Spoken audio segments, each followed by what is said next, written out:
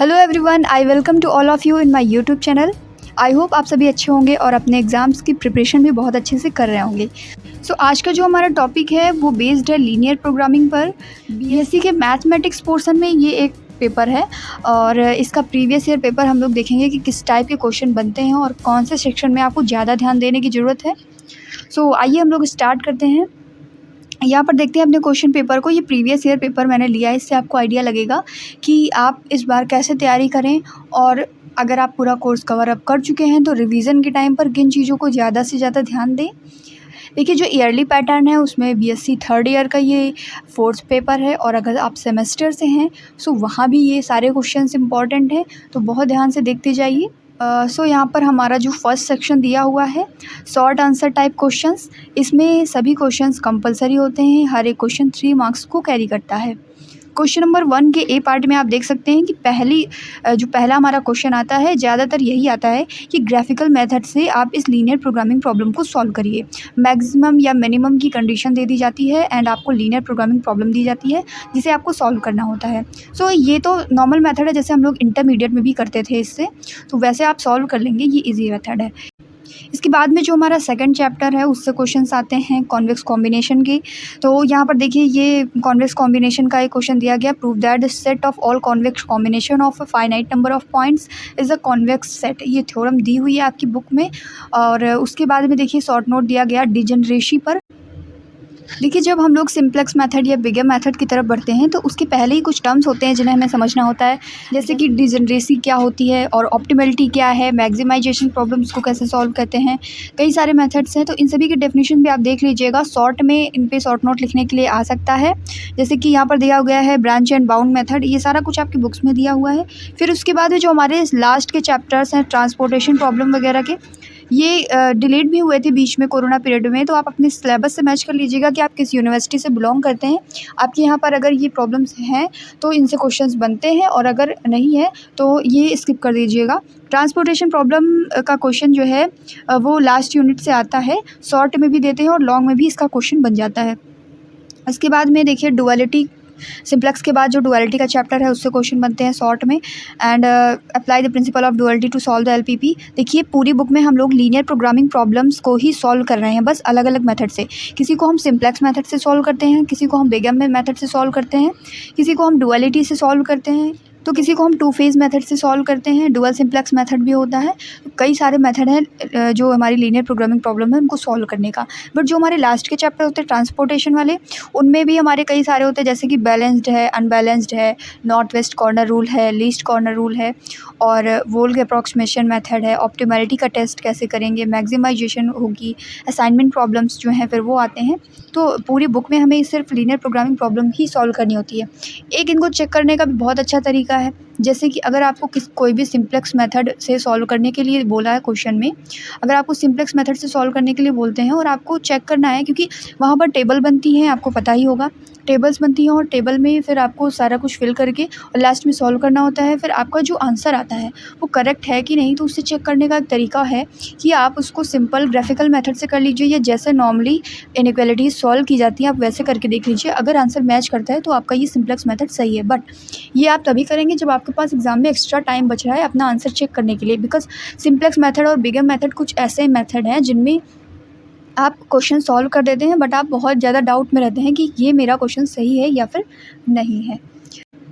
फिर इसके बाद में आप देख सकते हैं सिंप्लेक्स मेथड का क्वेश्चन जो कि हर बार बनता है। सिंप्लेक्स मेथड का एक क्वेश्चन आपका शॉर्ट में बनता है और एक या 2 क्वेश्चन आपके लॉन्ग में भी बन सकते हैं, ऑप्शन में आपको मिल सकता है। बट आई थिंक कि आपको सिंप्लेक्स मेथड अच्छे से कर लेना चाहिए, बिकॉज पूरी बुक में यही एक टेबल वाला मेथड ऐसा है जो सबसे ईजी पड़ता है। और इसके बाद में बिगम भी इसी टाइप का है, बट उसमें एम वेरिएंट्स को हमको लेना पड़ता है, उसके अकॉर्डिंग हम पूरा काम करते हैं, थोड़ा सा वो अलग होता है। और सिंप्लेक्स मेथड सबसे इजी है, तो इसे आप ज़रूर अच्छे से करके जाएं, क्योंकि सिंप्लेक्स मेथड का क्वेश्चन तो बनना ही है।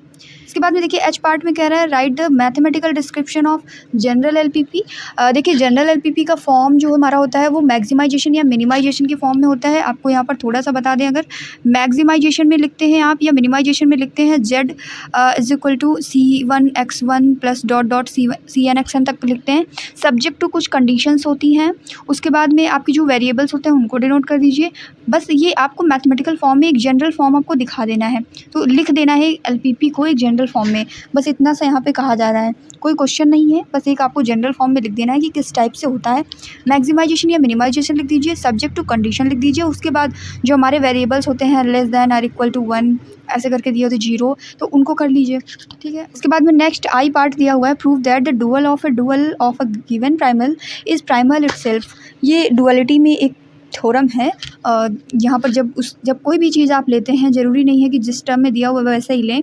कोई भी एक प्रॉब्लम लीजिए, उसका डुअल करिए, मतलब एक डुअल की प्रॉब्लम है उसका डुअल करेंगे तो वो प्राइमल में मिल जाएगा। इस तरीके से ये थ्योरम प्रूफ होती है, इजी थ्योरम है। अब आते हैं हम लोग लॉन्ग आंसर टाइप क्वेश्चंस में। क्योंकि एलपीपी का पेपर करते टाइम हमारे पास समय बहुत कम होता है और कैलकुलेशन इसमें बहुत ज़्यादा होती है। थ्योरम्स को तो आप एज इट इज़ कर देंगे, बट जो हमारी टेबल्स वाली प्रॉब्लम्स होती हैं like simplex method, big M method, two phase method, इन सभी मेथड्स में हमें बहुत ज़्यादा टाइम लगता है, इसलिए टाइम को मैनेज करके भी चलना है एलपीपी के क्वेश्चन पेपर में। सो अब देखिए लॉन्ग आंसर टाइप क्वेश्चन में आपको यहाँ पर अगर बहुत अच्छी तैयारी है देन आप पूरा पढ़ के जाएँ, बट अगर कहीं भी आपको लग रहा है कि मुझे डाउट है तो आप 2 मेथड्स बहुत अच्छे से कर लीजिए। एक तो सिंप्लेक्स हो गया और दूसरा आपका बिगम हो गया, और आप चाहें तो डुअलिटी को भी बहुत अच्छे से कर लीजिए। तो आपका ये जो लॉन्ग आंसर टाइप का क्वेश्चन है, जो सेकंड सेक्शन है, ये आपका कवर हो जाएगा, क्योंकि ये कुछ ऐसे टॉपिक हैं जिनसे क्वेश्चन लॉन्ग में मिल जाता है। सो हमें लॉन्ग में यहाँ पर 2 ही अटैम्प्ट करने हैं। बोल रहा है attempt any 2 questions, each question carries 12 marks. तो यहाँ पर आपको 2 क्वेश्चन करने हैं। देखिए पहला क्वेश्चन जो दिया हुआ है, find all the basic solution of the system of simultaneous equation. तो ये तो पहले ही चैप्टर से, ये तो ईजी है, कर ले जाएंगे। State and prove fundamental theorem of LPP, ये भी फर्स्ट चैप्टर से आ गया। इसके बाद में देखिए prove that every basic feasible solution of the system is an extreme point of the convex set of feasible solution conversely, ये भी थ्योरम जो है आपके सेकंड चैप्टर से है। इसके बाद में देखिए बिगम मेथड का क्वेश्चन आ गया। तो बिगम मेथड अगर आपको अच्छे से तैयार है तो हर क्वेश्चन बिगम का आप कर ले जाएंगे, फिर वो चाहे सेक्शन ए में आए, बी में आए या फिर सी में आए। लॉन्ग में आता है तो आपका 12 मार्क्स में से 10 to 11 मार्क्स का काम हो जाएगा, क्योंकि आप इसमें लैंग्वेज भी अच्छे से अगर ऐड कर देते हैं तो मार्क्स इसमें अच्छे मिलते हैं। सो बिगम का ये क्वेश्चन फिक्स है कि आना है। उसके बाद में सेक्शन सी में देख सकते हैं ये असाइनमेंट प्रॉब्लम से आया है क्वेश्चन, मैट्रिक्स से। ये भी आपके लास्ट वाले चैप्टर हैं जहाँ पर आप ट्रांसपोर्टेशन की प्रॉब्लम्स पढ़ते हैं, उसी के पहले ये दिया हुआ है। उसके बाद गोमरी मेथड दिया हुआ है। ये कुछ न्यू मेथड्स आ जाते हैं अगर, तो आप इन्हें स्किप कर सकते हैं जब आपके पास भी चॉइस होती है। ये शॉर्ट में कभी भी नहीं आएंगे, लॉन्ग में आते हैं तो आपको वहाँ पर चॉइस में मिल जाते हैं कई सारे क्वेश्चन। वैसे तो ये बुक में भी दिए हुए हैं गोमरी मेथड वगैरह। इसके बाद में देखिए रिवाइज्ड सिंप्लेक्स मेथड से क्वेश्चन आ गया। ये प्रीवियस ईयर पेपर है और इसके पहले के भी आप क्वेश्चन उठा के देखेंगे तो सिंप्लेक्स, बिगम, डुअलिटी, ये कुछ ऐसे टॉपिक हैं जिनसे क्वेश्चन बनते हैं। तो यहाँ पर अब ये देखिए फंडामेंटल थ्योरम ऑफ डुअलिटी आ गया है सीधे से। सो इसमें क्योंकि शॉर्ट में ही सिंप्लेक्स मेथड को पूछ लिया है, इसलिए लॉन्ग में नहीं दिया। लॉन्ग में रिवाइज्ड सिंप्लेक्स मेथड पूछ लिया गया है और ये फंडामेंटल थ्योरम ऑफ डुअलिटी ये पूछ लिया गया है। सो बात आती है कि हम लोग सिंप्लेक्स और बिगम मेथड्स को सॉल्व करते टाइम क्या बेसिक चीज़ें हैं जो ध्यान में रखेंगे।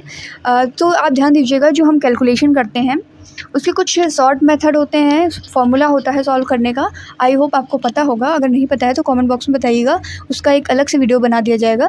बट जो हमारी टेबल होती है उसको फिल करने का जो सही तरीका है वो ये है कि कैलकुलेशन आप बाहर कर लीजिए, और पहली बार में मतलब जब आप पहली टेबल भरते हैं तब तो वो सिंपल भर ली जाती है, लेकिन जब दोबारा आप कैलकुलेशन करके भरते हैं तो उसको ध्यान दीजिएगा, चाहे तो पेंसिल से या फिर पेन से ही साइड में लिखिए, क्योंकि यहाँ पर कैलकुलेशन इतनी ज़्यादा होती है कि हमें कन्फ्यूजन हो जाती है और एक बार में कभी कभी सही भी नहीं आता है।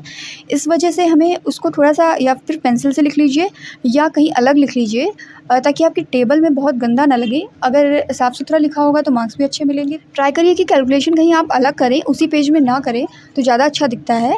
सो ये एक्सपीरियंस भी रहा है मेरा कि एलपीपी में जो है हम लोग इस तरीके से सॉल्व करते हैं तो मार्क्स अच्छे मिलते हैं। और कुछ टेक्निक्स हैं एलपीपी को सॉल्व करने के लिए, सिंप्लेक्स, बिगम वगैरह मेथड की टेबल को सॉल्व करने की कुछ टेक्निक्स हैं, उनको आप फॉलो करें तो आपका पेपर बहुत ही अच्छा जाएगा।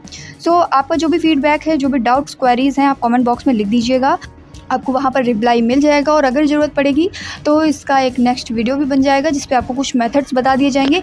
तो ये जो था हमारा ये एलपीपी का पूरा क्वेश्चन पेपर रिव्यू था, जिसमें ये बताया गया कि आपको कौन सी चीज़ों पर ज़्यादा ध्यान देना है और किस पोर्शन को अच्छे से कवर करना है। सो आई होप आपको वीडियो अच्छा लगा होगा। अगर वीडियो अच्छा लगा है तो वीडियो को लाइक करना ना भूलें, चैनल को सब्सक्राइब कर लें और बेल आइकन को भी प्रेस कर लें। और साथ में आपको बता दें कि कॉम्प्लेक्स एनालिसिस की पूरी प्लेलिस्ट है हमारे पास। प्रीवियस ईयर पेपर को दिखाया भी गया है, उसके अलावा में short answer type question, long answer type question, सारे क्वेश्चन का सोल्यूशन भी कराया गया है। सो आप प्लेलिस्ट में जाकर के उसे देख सकते हैं। वीडियो के डिस्क्रिप्शन में जब आप जाएंगे तो आपको सारी लिंक मिल जाएंगी, वहाँ से आप पूरी प्लेलिस्ट देख सकते हैं और सारे वीडियोज़ को कवर करके अपने एग्ज़ाम की तैयारी को और भी बेहतर बना सकते हैं। Thank you.